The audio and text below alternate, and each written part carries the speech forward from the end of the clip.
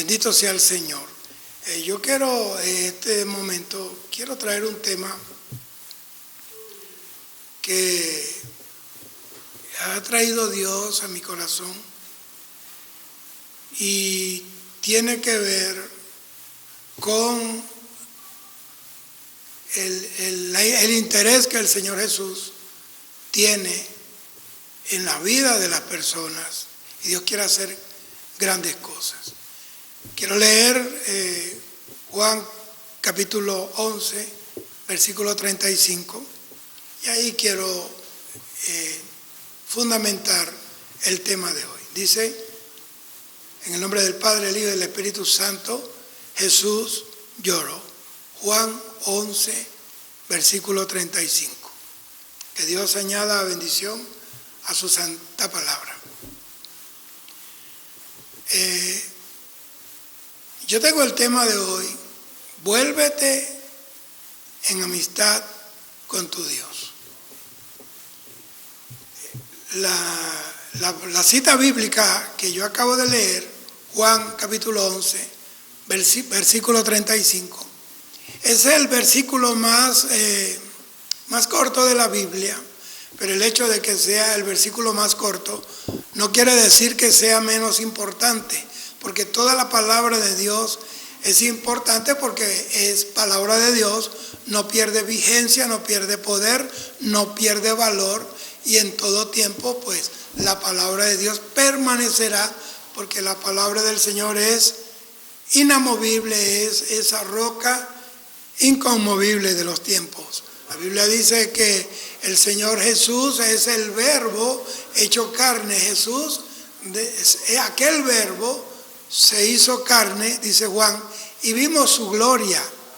Es decir, que el verbo, o sea, la palabra de Dios, tiene algo que no tiene ninguna otra palabra, que no tiene ninguna filosofía, que no tiene ningún argumento humano, y es que tiene poder, es que tiene gloria. La palabra gloria en hebreo es la palabra kabod, que significa algo hermoso, algo pesado.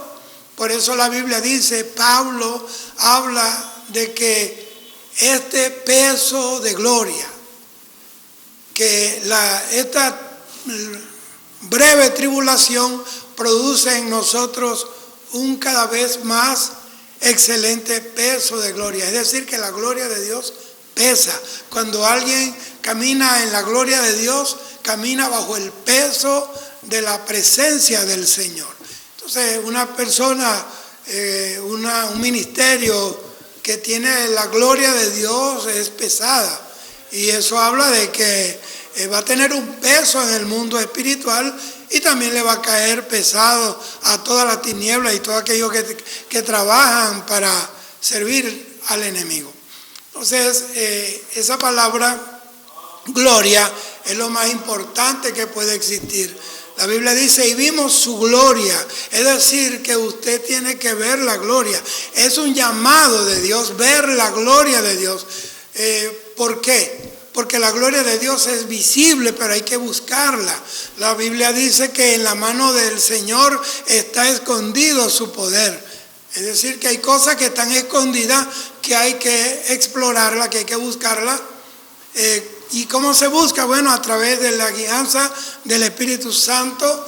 2, a través de un corazón movido en el sentido correcto, y a través de la oración y la consagración. Si no nos consagramos, nunca veremos su gloria, porque la gloria de Dios está servida sobre los que le sirven, los que le temen y los que obedecen su palabra. Gloria a Dios. Entonces, esta palabra que acabamos de leer, Juan 11:35, es el versículo más corto de la Biblia, pero para mí es uno de los versículos más importantes que se consiguen en la palabra de Dios. ¿Por qué? Junto a Juan 3:16, que habla de tal manera amó Dios al mundo que dio a su único Hijo, para que todo aquel que en Él cree no se pierda, sino que tenga vida eterna. Porque Juan 3:16 habla del amor de Dios. La Biblia dice que Dios es amor, y el que no ama no ha conocido a Dios. Y en Juan 11:35 no habla del amor de Dios, habla de los sentimientos de Dios, porque dice Jesús lloró. Es decir, que el hombre tiene esa capacidad adquirida de Dios cuando Dios nos hizo conforme a su imagen, y es que nos transfirió sus sentimientos. Sentir es parte de la naturaleza humana. Y no quiero decir que Dios sea humano, simplemente que Dios nos transfirió de Él sus mejores atributos, su personalidad, perdón, amor, paz, bondad, misericordia, todas esas cosas que solamente proceden de la presencia del Señor. Entonces Dios pues nos ha dado la bendición de entregarnos su palabra, y a través de la palabra nosotros podemos descubrir cómo es Dios, cuál es la naturaleza de Dios y cuál es la forma de nosotros poder, agradar a Dios de una manera efectiva, una manera propia. Gloria al Señor. Entonces dice, Jesús lloró. Jesús era Dios, pero era hombre también. Gloria al Señor. Dice, Jesús lloró. Jesús manifestó sus sentimientos. Dice que cuando entró al templo y vio el templo invadido de mercaderes, de cambistas, de personas que cambiaban monedas, de personas que vendían palomas, que vendían hasta vacas allá dentro de la iglesia, pues del templo, él dice que le dio furia y cogió un látigo y le dio latigazo y lo sacó a fuetazo limpio, y dice que le volteó la mesa a los cambistas. ¿Por qué? Porque cuando llega Jesús se limpia todo. Donde llega Jesús, llega el orden, los principios divinos, y Jesús vino y se encargó de limpiar el templo. Esa es una de las cosas que tenemos que ver y pedirle a Dios, que Dios siga limpiando las congregaciones, que Dios siga limpiando los pueblos, que Dios limpie los concilios, que Dios limpie todo aquel que invoca el nombre del Señor, todo aquel que la gente está supuesta a que esa persona le transmite la palabra de Dios, y por ende debe tener conductas que reflejen que verdaderamente es un mensajero del Señor. O sea, cuando el Señor también lloró sobre Corazín, sobre Betsaida, dice que lamentó sobre las ciudades impenitentes. Dijo, oh Corazín, Betsaida, Jerusalén, que apedreas y matas a todos los que te son enviados, si en Tiro, en Sidón, si en Sodoma y en Gomorra se hubieran hecho todas las cosas que se hicieron en ti, hace rato se hubieran arrepentido. Y él lloró y lamentó.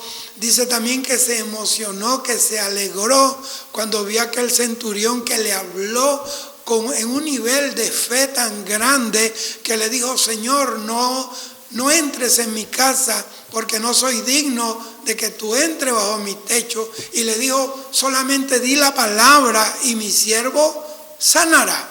Entonces dice la Biblia que eso lo llenó de emoción, y dijo, aún ni en Jerusalén he visto tanta fe. Entonces hay cosas que a Dios le entristecen y hay cosas que a Dios le alegran. Entonces todo depende de nuestra conducta, de nuestra obra y nuestras acciones. Usted puede entristecer a Dios o puede agradar a Dios.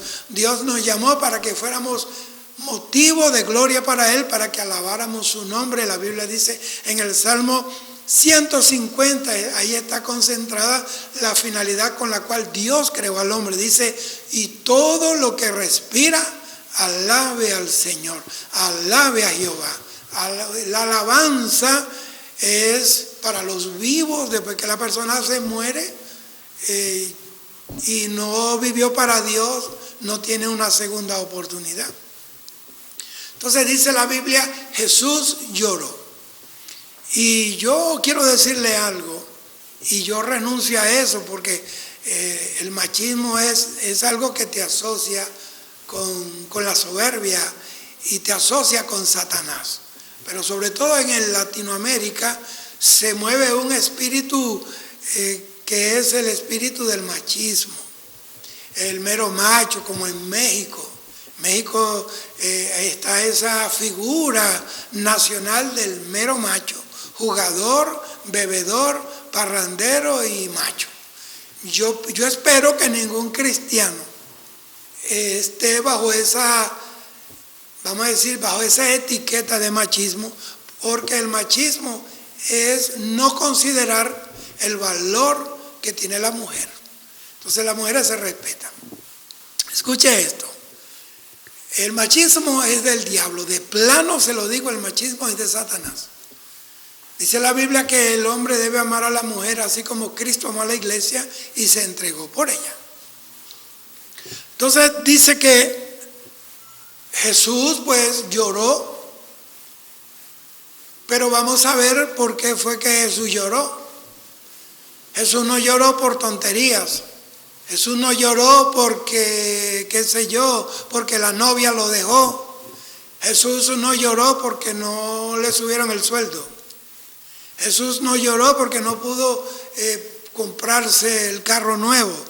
Jesús no lloró porque no le dieron la visa para los Estados Unidos y no se fue a pasear para las calles de Nueva York. Jesús no lloró por esa pamplina. Jesús no lloró por esa bobería. Vamos a ver entonces por qué lloró Jesús. Vamos a ver por qué lloró Jesús, pero para entender por qué Jesús lloró, tenemos que remontarnos al marco histórico y geográfico donde se desarrollan ciertas acciones que provocaron que Jesús llorara. Pero vamos a hacer un briefing breve de esa vida mesiánica de Jesús. Jesús nace en Belén. Belén significa casa de pan, porque él cumplió totalmente la profecía tocante a la venida del niño rey, del Mesías rey. Dice que él nació en Belén porque Belén significa casa de pan y Jesús es el pan de vida. Jesús dijo, el que de mí come no tendrá hambre jamás. ¿Por qué? Alguien me dijo, hermano, pero quiere decir que uno no tiene más hambre de Dios. Él no está hablando de eso. Ahí se habla del pan para salvación y se es salvo una sola vez o se pierde una sola vez. No hay varios tiempos dentro de la realidad de la doctrina de la salvación. Dice, el que de mí come no tendrá necesidad de más pan. O sea, después que uno viene a Cristo, ya nada más puede suplir esa realidad o puede suplantar o puede competir con la realidad de la salvación. Jesús creció como crece cualquier niño. A los 12 años lo llevan al templo para presentarlo. Había que empadronar, esa era una resolución del Imperio Romano, pero era precisamente para comenzar Dios a armar ese cubo profético, ese rompecabezas profético.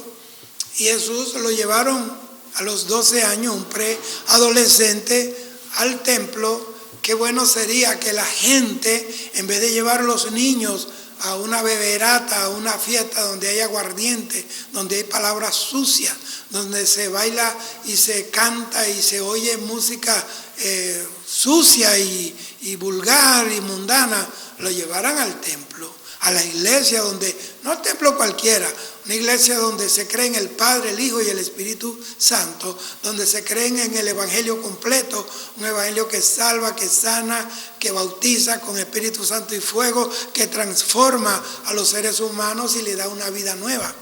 Ese es el templo de que yo le hablo. Es más, dice la Biblia que nosotros mismos nos convertimos en el templo donde mora el Espíritu de Dios. Entonces el Espíritu de Dios no puede morar en un cuerpo donde también se practican cosas malas, digamos, donde se practica el pecado. Tampoco puede habitar el Espíritu de Dios en un templo, en una iglesia donde no se vive la palabra que es viva y eficaz.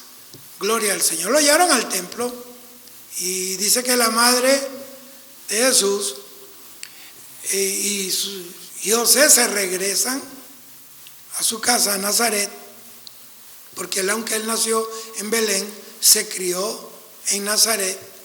¿Para qué? Para que se cumpliera la palabra de que él debía ser llamado Nazareno. Y dice que se fueron, y después que van a mitad de camino, ya tenía horas y horas y horas, se acordaron y vieron, o notaron, mejor dicho, que Jesús no estaba con él, ni con ellos, dentro de ese convoy que regresaban a su tierra. Y dice que lo buscaron por todos lados, lo buscaron entre sus amigos y no estaba Jesús. Mire qué tremendo cuando no conseguimos a Jesús por ningún lado y no lo encontramos ni entre los amigos. ¿Por qué? Porque nosotros estamos llamados a presentarle a Jesús a nuestros amigos. Yo una vez prediqué en una iglesia hace tiempo y yo le decía, hermanos, a la noche, pues eso fue en la mañana, Dios hizo muchas cosas, sanó mucha gente, hizo milagros de todo tipo. Yo vi gente, un hombre que vomitó un cáncer. Y yo le dije, hermanos, a la noche tráiganse amigos, tráiganse compañeros. Y regresó la misma gente y yo dije, parece ser que las únicas personas que no tienen amigos son los evangélicos. Y eso tiene que ser quebrantado. ¿Por qué? Porque el que tiene amigos ha de mostrarse amigos. Y yo tengo amigos que no son cristianos, pero son mis amigos y me los he ido ganando para Dios, con la ayuda del Señor, mi testimonio, y con mucha oración y mucho cuidado. Muchos han salido de las drogas, de la promiscuidad, otros eran brujos. Tengo amigos que fueron gente delincuentes. Y bueno, hoy día les sirven al Señor, hoy día son ministros del Señor. Pero alguien tiene que hacer lo debido. ¿Quién tiene que encargarse de mi círculo inmediato? No el pastor, no son gente extrañas. Porque la Biblia dice, a un extraño no oirán, pero si te conocen a ti, entonces te van a oír. Hubo un hombre que estaba predicando en una iglesia, pero era una presencia y el hombre predicaba con tanta unción. Y estaban dos hermanas que eran pastoras, o sea, eran esposas de dos pastores.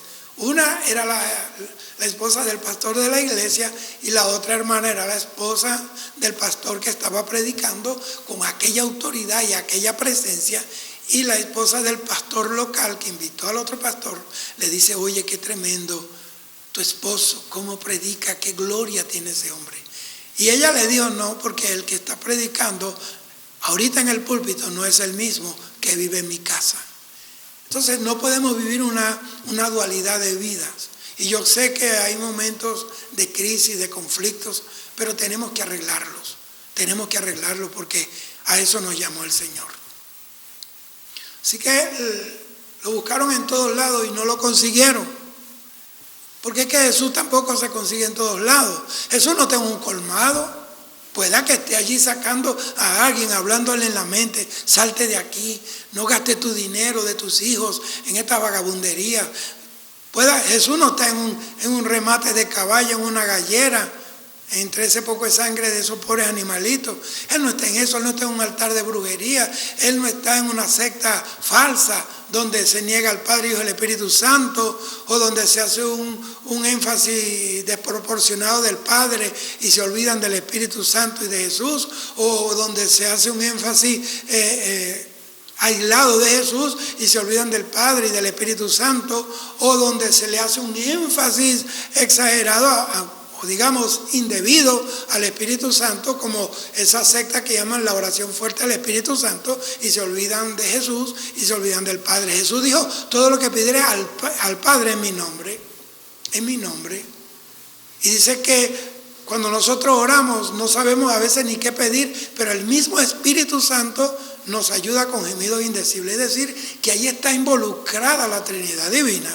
Tenemos que tener mucho cuidado con esto. Jesús dice que fue al templo, lo abandonaron en el templo. Y yo quiero decir y quiero hacer este comentario muy responsable y quiero resaltarlo con colores fluorescentes y quiero hacerlo entre comillas dobles. Jesús lo han abandonado. A Jesús lo abandonaron en el templo. Jesús está abandonado en el templo. Hay gente que llegan al templo cuando le da la gana, porque abandonaron esa pasión por Jesús. Hay gente que están en la iglesia, en el templo, en el culto, pero la mente la tienen en otro lado. Abandonaron a Jesús. Abandonaron esa pasión por el Señor. Hay gente que suben a los altares vacíos de Dios. Cuando una persona pasa horas de rodillas, tiene más autoridad para pararse detrás del púlpito en el nombre del Señor. Pero un ministro que ora 10, 15 minutos, tiene que darle vergüenza, tiene que avergonzarse. Jesús lo dijo, no habéis podido orar ni una hora, por lo menos una hora, ni siquiera eso. Pero lo abandonaron en el templo. Han abandonado la sana doctrina, abandonaron el rapto de la iglesia, el mensaje, abandonaron el mensaje de la segunda venida de Cristo, abandonaron el mensaje del infierno, de la gran tribulación, del juicio final, abandonaron el mensaje del milenio, abandonaron el mensaje que es escatológico, que la gente tiene que oír para poder abrir los ojos. No se trata de un mensaje de psicoterror, se trata de un mensaje que está en la Biblia y hay que predicarlo, y hay quienes lo han puesto a un lado y han suplantado esos mensajes por mensajes motivacionales, por mensajes de ánimo y de autoestima, y resulta que se están olvidando de lo más importante, que es el mensaje. Jesús lo dijo: estad alerta, velad, levantad vuestras cabezas, porque vuestra redención está cerca. Gloria al Señor. La Biblia dice, el libro de Juan dice, el que tiene la esperanza de irse con el Señor, a sí mismo se purifica. Tú no puedes esperar que venga alguien a bañarte espiritualmente, a darte jabón y a darte con esa esponja, no sé, para sacarte la mugre. Tienes que hacerlo tú mismo, porque tú sabes dónde está tu mugre, tú sabes dónde está tu inmundicia, y tienes que desechar todo eso que desagrada a Dios. Lo abandonaron en el templo a Jesús, se regresaron sin Jesús. Qué lástima es que alguien vaya al templo y se regrese a su casa sin Jesús. Sin Él nada puedes hacer. Y esa es la razón por la que hay tantos creyentes enfermos, cuadraplégicos espiritualmente. Están bajo una vida pusilánime que no es la que debe vivir una persona que tiene a Jesús por dentro y lo refleja hacia afuera, lo explosiona. Entonces ellos se regresaron y caminaron, y cuando iban llegando a su casa se dieron cuenta que todo ese tramo, todo ese trayecto andado fue en vano, porque caminaron sin Jesús. Aquí en este país, en este lugar, en este pueblo, mucha gente me están oyendo y muchos van a oír esta palabra, porque estos mensajes yo los subo a mi canal de YouTube y eso lo ven a nivel mundial. Y sabe una cosa, no esté en la vida de alguien. Eso es lo que ha hecho que hayan tantos enfermos. Porque la Biblia dice que donde está el Espíritu del Señor, el Señor Jesús es el Espíritu. Y donde está el Espíritu del Señor, allí hay libertad. Pero a Jesús lo han dejado. Ellos caminaron. Anduvieron ese camino sin Jesús. Tú que me estás viendo y me estás oyendo, que cargas una Biblia, que la paseas de la casa a la iglesia y de la iglesia la regresas a la casa y la guardas en la gaveta o la pones en algún lugar hasta el próximo domingo, hasta el próximo servicio en la iglesia, si es que van. Déjame decirte, tú tienes que tener cuidado de no haber andado sin Dios. Hay mucha gente sin Dios. La palabra ateo, la preposición a significa sin. Teo es Dios. Entonces un ateo es una persona que no cree a Dios, pero si usted va a la etimología de esta palabra, a sin, teo, Dios, es decir, sin Dios. Y entonces esto quiere decir que hay cristianos ateos. ¿Y cuál es un cristiano ateo? Aquel que le canta a Dios, que va al templo a aplaudirle a Dios, a cantar un corito a Dios, pero vive sin Dios, está sin Dios. Ese es un ateo. Hay dos tipos de ateo. Está el ateo que ha sido formado a través de la basura ideológica de Engels, Marx, Carlos Marx, Darwin, Lenin, Stalin, Mao Zedong, Ho Chi Minh, Che Guevara, Fidel Castro, Chávez y todo ese poco de bandidos. Entonces han sido envenenados con esa ideología satánica. Esos son los que leen el manifiesto comunista de Carlos Marx, que no es nada más que una rebelión contra Dios, que está fundamentado en humanismo. Humanismo es tratar de lograr todo sin Dios, con la fuerza humana. Y está el ateo religioso, el ateo cristiano, que habla de Dios, pero anda sin Dios. Así como María y José se fueron sin Dios y anduvieron sin Dios, este es el tiempo de que tú te detengas por ese camino. Detente de ese camino en que vas. Devuélvete. ¿Y qué hicieron ellos? Regresaron. Primero buscaron a Jesús en todos lados. Lo buscaron en el colmado, no estaba. Jesús no bebe aguardiente. Lo buscaron ahí donde juegan billar. Él no estaba jugando billar. Lo buscaron en donde ponen a pelear los gallos. Tampoco estaba. Lo buscaron en el hipódromo. A ver si estaba apostándole el dinero de la familia a las patas de los caballos. Tampoco estaba. Debe estar allá en la cuestión donde venden lotería. Tampoco estaba. Entonces debe estar allá en el altar de los brujos. Tampoco estaba ahí Jesús. Entonces debe estar allá arrodillado delante de los ídolos de yeso. Tampoco estaba. Entonces debe estar en el concierto de estos evangélicos de ahora, que se llenan los estadios de gente a brincar y a sudar, pero cuando hay una campaña no van. Ahí tampoco estaba Jesús. Entonces, ¿dónde estará Jesús? Ya sé, debe estar con la novia en la playa debe estar en la playa de, ¿cómo es que se llama esta playa aquí?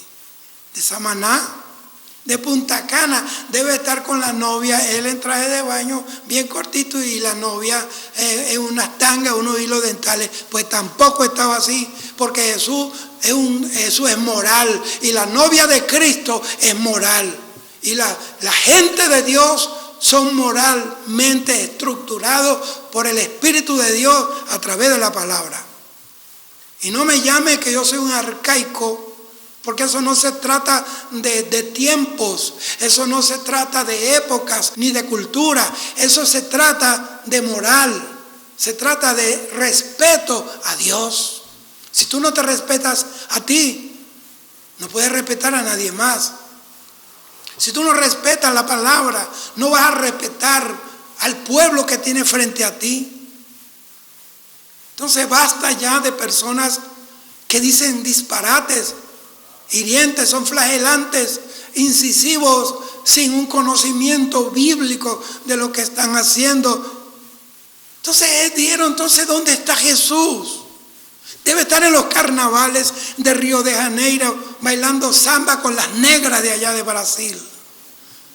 Entonces debe estar ¿En dónde debe? En la procesión de Semana Santa que sacan el domingo el Santo Sepulcro y de ahí van al colmado a beber aguardiente hasta que vomitan.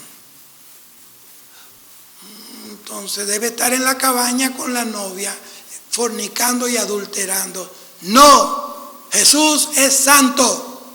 Él es el santo de los santos.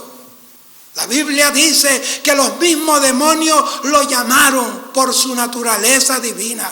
¿A qué nos ha venido a atormentar? Sabemos quién eres. Eres el santo de Dios. Los demonios saben quién es un santo y también los demonios saben quién es un arrastrado por el diablo y no lo respetan. Gloria al Señor para siempre. Yo decía, Señor, yo traía un mensaje, ¿sabes? Pero subiendo la escalera del canal, Dios trató conmigo y estoy hablando lo que el Espíritu de Dios me está diciendo que habla. Y vive Dios. Yo siento un fuego a mi alrededor. Y no es emoción,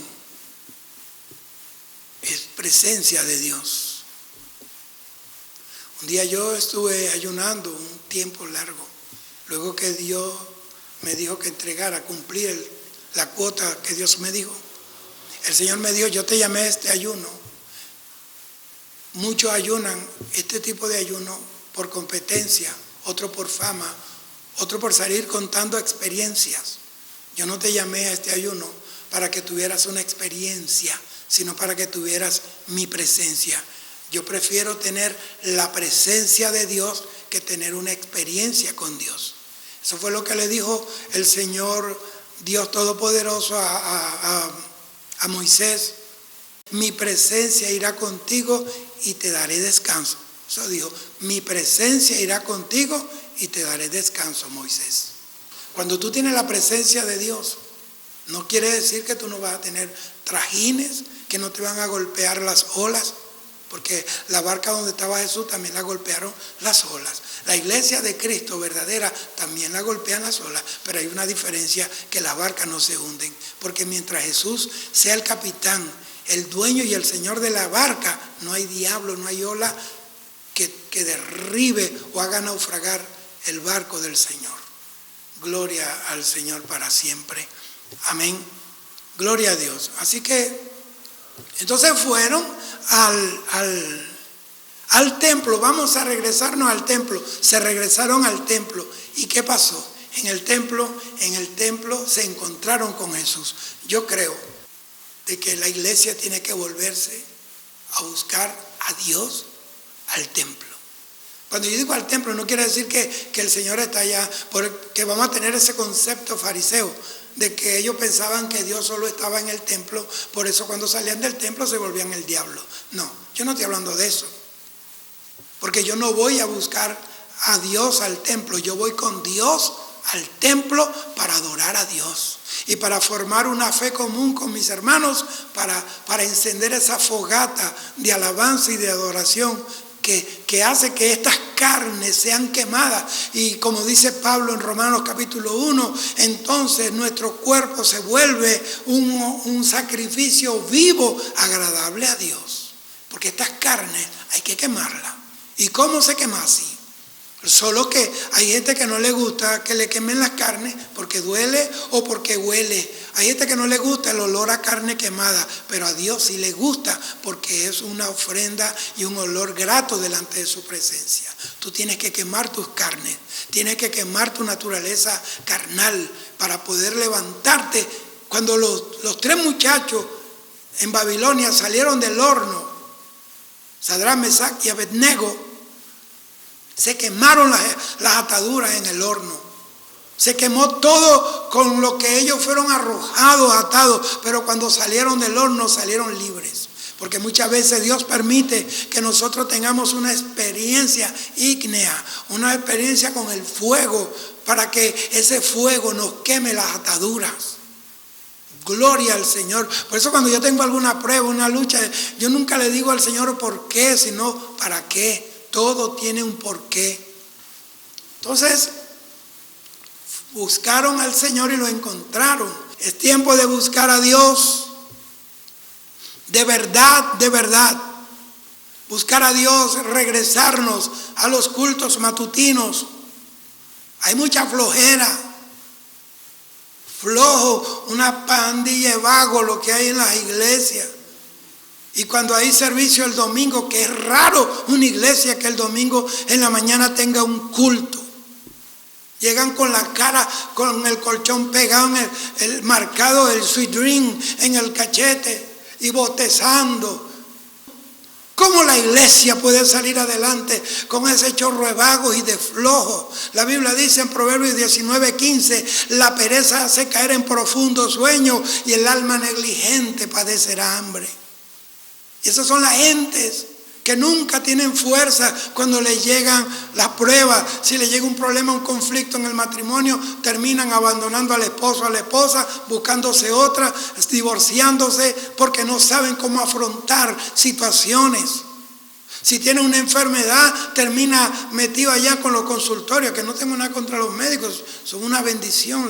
La medicina es una alternativa que Dios dio en el mundo por su misericordia. La Biblia dice en Proverbios 22:12 o 12:22, creo que 22:12, que los ojos de Jehová atalayan sobre la ciencia. Así que la medicina es de Dios, porque si usted no cree que Dios lo puede sanar, vaya al médico para que lo piquen por la mitad con un serrucho y le limpien los riñones de los cálculos. Pero Dios te lo hace así, instantáneamente, rápido, así, de pie, en un segundo. Eso es lo que Dios hace. A mí, yo morí, ustedes lo saben, los hermanos que están aquí en este pueblo, y los que me oyen en el mundo. A mí me dio un infarto y mi corazón se partió y yo me morí. Y los médicos todavía no han inventado una aguja con hilo que cosa un corazón partido, y Dios me resucitó. Aquí nadie resucita. El Señor es el único dador de la vida. La Biblia dice en Juan capítulo 11, versículo 25, yo soy la resurrección y la vida. El que en mí cree, aunque esté muerto, vivirá. Hay unos que se mueren y no regresan. Dios me regresó por alguna razón. Pero yo estoy aquí hasta el día que mi corazón se detenga. Seguiré diciendo, Dios es bueno, Cristo te ama, Él quiere cambiar tu vida. Gloria al Señor para siempre. Aleluya, bendito sea el Señor. Buscaron al Señor allí y lo encontraron. Volvernos a los ayunos. ¿Cómo puede haber avivamiento en un mundo, en un país, en un pueblo, en una congregación donde no hacen ni un ayuno congregacional en el mes? Donde la gente traga más que un remordimiento de conciencia. Viven estragando como las anacondas. Y no se ha terminado el culto y salen corriendo para un picapollo. Falta de respeto, abusador. Ese es el problema. El vino mejor lo repartió Dios de último.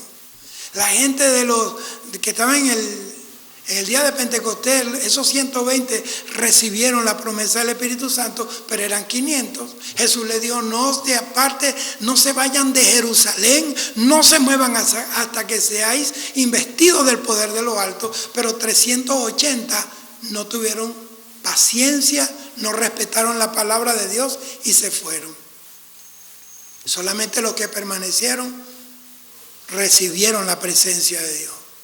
Hay gente que todavía no se ha terminado el culto y ya está prendiendo la moto, está prendiendo el carro, por eso se estrellan y por eso muchos se accidentan en el camino abusador.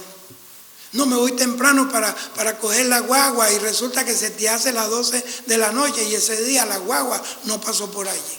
Pero si tú caminas en la voluntad con Dios, bueno, Dios puede hacer contigo como hizo hasta con Felipe, te desaparece y te lleva a tu casa. O si no, te vas a pie, pero te vas gozoso, te vas contento, porque no te vas como María y José sin Jesús, te vas con Jesús. Y Jesús es el complemento. Jesús no es el que es el complemento, es Él toda nuestra vida. O sea, Jesús, ellos fueron y buscaron a Jesús en el templo y se fueron con Él. Y Jesús se fue con ellos. Qué bueno es el Señor.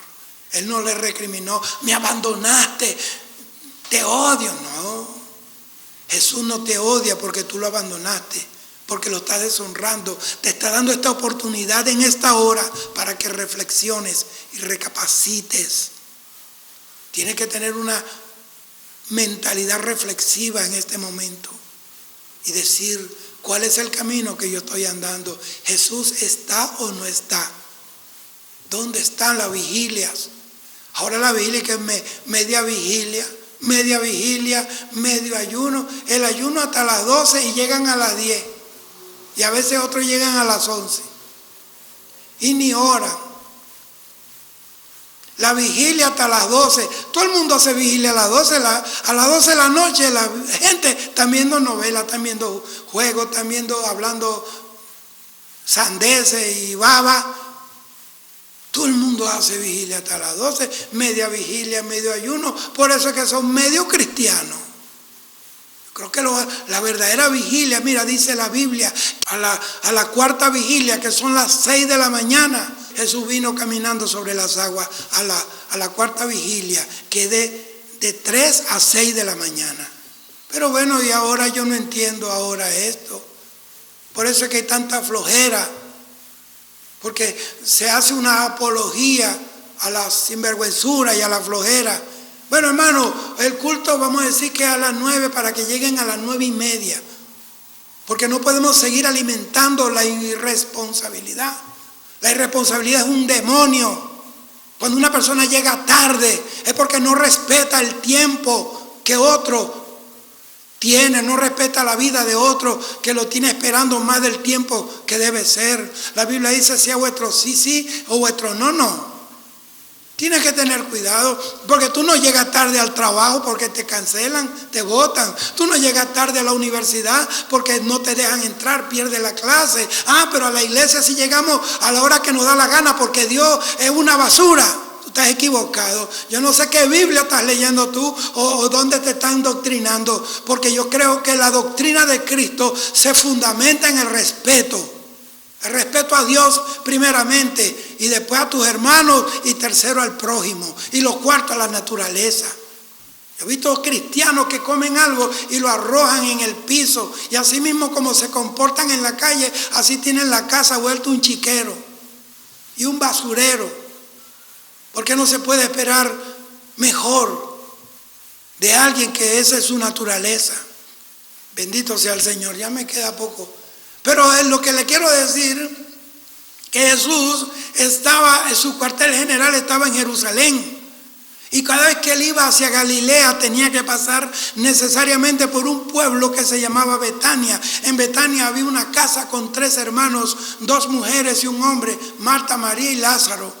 Y dice que cada vez que él pasaba por ahí entraba porque había una casa amiga del Señor. Y eso es lo que Dios quiere, que el Señor vea tu casa adecuada para Él, donde pueda haber una familia que se haga amiga de Dios, porque donde hay hogares que son amigos de Dios, ahí vive Dios. Hay hogares de los cuales el Señor se ha ido, otro se va a ir, que lo único de Dios que tienen son calcomanías y cuadros con citas bíblicas, pero en realidad dentro de esa vida no se vive la presencia del Señor.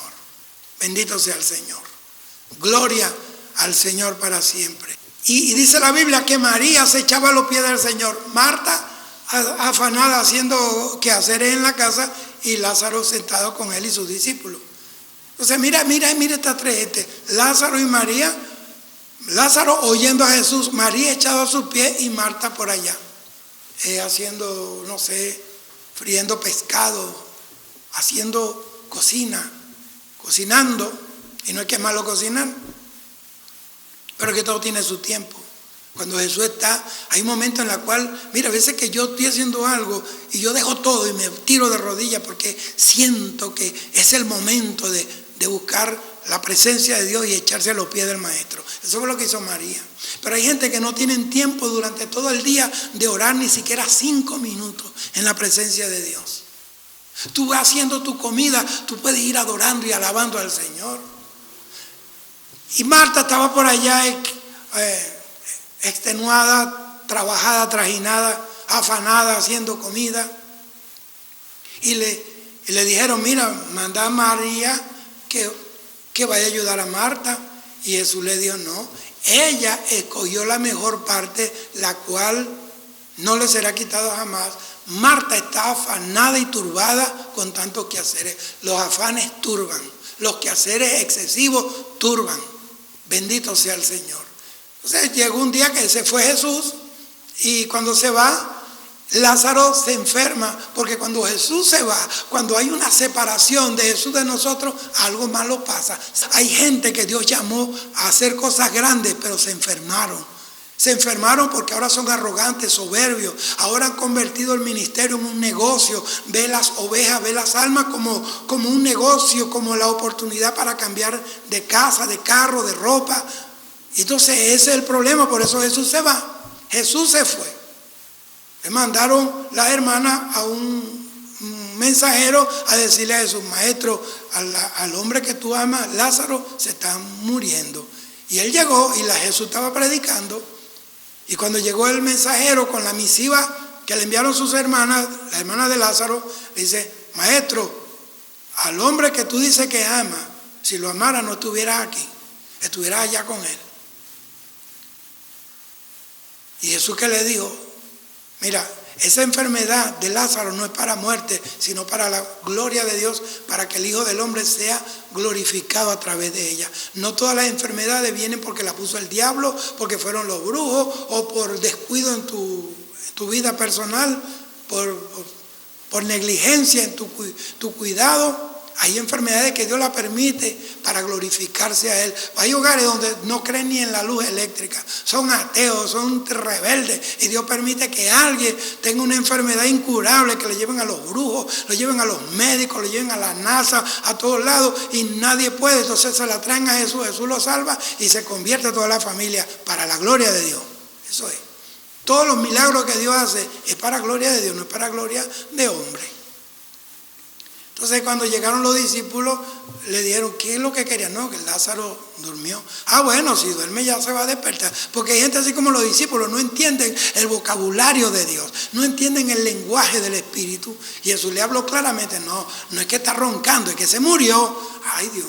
Pero Jesús se quedó. Él estaba a un día de reposo de distancia, o sea, un día de distancia. Se quedó 2 días, más un día de retorno, son 4 días. Ya Lázaro había muerto, un muerto de 4 días. ¿Y por qué Jesús se quedó 2 días más? ¿Por qué se tardó 4 días? ¿Por qué? Porque él sabía que de Babilonia, durante los 70 años de cautiverio, ellos extrajeron de la cultura babilónica de que cuando una persona se muere, su alma, su espíritu anda por ahí vagando 3 días hasta que llegue al Valle de los Muertos. Y Jesús dijo, porque eso es lo que creen los judíos, que tiene que estar el alma 3 días caminando, buscando el Valle de los Muertos. Pero yo le voy a dar un día más, 4 días, para que camine bien, que se aleje bastante, porque yo lo voy a resucitar. Yo quiero decirte, no importa cuánto tú estés caminando lejos de Dios, si Dios tiene plan contigo, Dios te va a llamar, Dios te va a resucitar. No importa cuán lejos esté tu familia, cuán lejos esté tu esposo, tu esposa, tus hijos de Dios, tu familia de Dios, Dios los va a resucitar, porque aquí está Jesús en este mensaje. Gloria al Señor, Jesucristo, el Rey de Gloria. Cuando llegó Jesús al límite, a la frontera en Betania, Lázaro estaba muerto y los judíos, los sacerdotes y toda esa gente religiosa consolando a Marta y a María por la muerte de Lázaro. ¿Cómo un impío va a consolar a un cristiano? La Biblia dice consolado con estas palabras, no como aquellos que no tienen esperanza, porque el que murió con Cristo también resucitará. Entonces para nosotros el morir es ganancia. Por eso la gente no entiende cuando alguien muere, adoramos a Dios y damos gloria, porque sabemos que nos quitamos esta camisa de barro, esta ropa de barro y entramos en la eternidad con Dios, a una mejor vida eterna.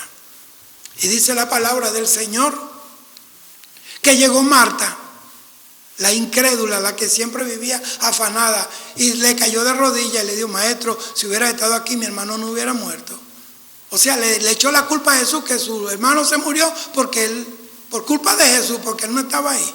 Y es que así la gente le echa la culpa al Señor por todo. Usted ve la gente, vaya a un velorio para que usted vea, y la gente llorando, ¿y por qué te lo llevaste? Y resulta que el nene se fumaba 4 cajas de cigarro, cogió un cáncer en los pulmones, se murió, no se lo llevó el Señor, se lo llevó el diablo. Que murió drogado, borracho, manejando un carro borracho, fornicando, adulterando, robando, matando, drogándose con una sobredosis, se lo llevó el diablo, no el Señor. Así que no culpes al Señor por los desastres que vengan a tu vida, porque lo que el hombre siembra recoge. Gloria al Señor. Entonces le dijo él: Marta, yo soy la resurrección y la vida, el que en mí cree, aunque te muerto vivirá. Dijo: yo sé que tú lo vas a resucitar aquel día que viene. Primero dijo que si hubiera estado hace 4 días, la fe de ella estaba en el pasado, y ahora la cambió para el futuro. Sé que aquel día lo vas a resucitar. Jesús nunca dijo yo fui ni yo seré. Él dijo yo soy, y yo soy está en presente. Cuando llegó, ella se fue, llegó María a llorar igual, y cuando Jesús vio a María llorando como a Marta, entonces él lloró, porque el Señor llora cuando nosotros actuamos como actúa el mundano, el hombre y la mujer que no conoce a Dios. Jesús llora cuando nosotros actuamos de la misma manera que el que no vive para Dios, porque él por lo menos le ha dicho: Señor, no llegaste a tiempo, pero llegaste ahorita, y vente que lo vas a resucitar, por lo menos. Pero él no le dijo a ella: yo soy la resurrección y la vida, porque se supone que ella lo sabía cuando se echaba a los pies del Señor. Entonces ella cayó en el mismo error, en el mismo pecado de claudicación que la mundana de Marta, la afanada de Marta. Pero el Señor fue a ese pueblo a resucitar a un amigo que se murió, y él siguió caminando, porque no le importó ni las Martas incrédulas ni las Marías apóstatas. Siguió caminando, porque cuando el Señor se dispone a hacer una obra en un pueblo, no hay diablo que lo detenga. Y él siguió caminando y se paró frente a la tumba de Lázaro y dijo: ¿dónde le pusieron? En otras palabras, ¿qué hace Lázaro ahí muerto? Si yo no lo dejé muerto, yo lo dejé sirviéndome. Porque cuando tú te mueves del lugar donde Dios te tiene, terminarás muerto. Tu ministerio se mueren tus dones, se muere el avivamiento, se muere la congregación, se muere la familia, se muere todo. Y Dios: rueden la piedra. En otras palabras, quiten esa piedra. Yo no puse esa piedra aquí, esa la pusieron ustedes. Esa la pusieron ustedes. Entonces hay una piedra entre tú y Dios. Y si tú no la quitas, Él nunca va a tener comunión contigo ni tú con Él. Quita la piedra. Tú sabes cuál piedra tienes que quitar. Rueda esa piedra. Y cuando la rodaron, entonces resucitó a Lázaro. Cuando todas esas piedras de tropiezo son quitadas, entonces Cristo se manifiesta y la resurrección viene. Padre, yo te doy gracias. Prediqué tu palabra. Te pido que esta palabra resucite y saque a los Lázaros de las tumbas. Rueda las piedras, Señor, parte las peñas y levanta, Señor, hombres y mujeres que te sirvan, Padre, de todo corazón, porque tú eres la resurrección y la vida. Resucita nuestras naciones, resucita nuestra vida, nuestra economía y nuestra salud. En el nombre de Jesús, amén y amén. Que Dios les bendiga y que Dios les guarde.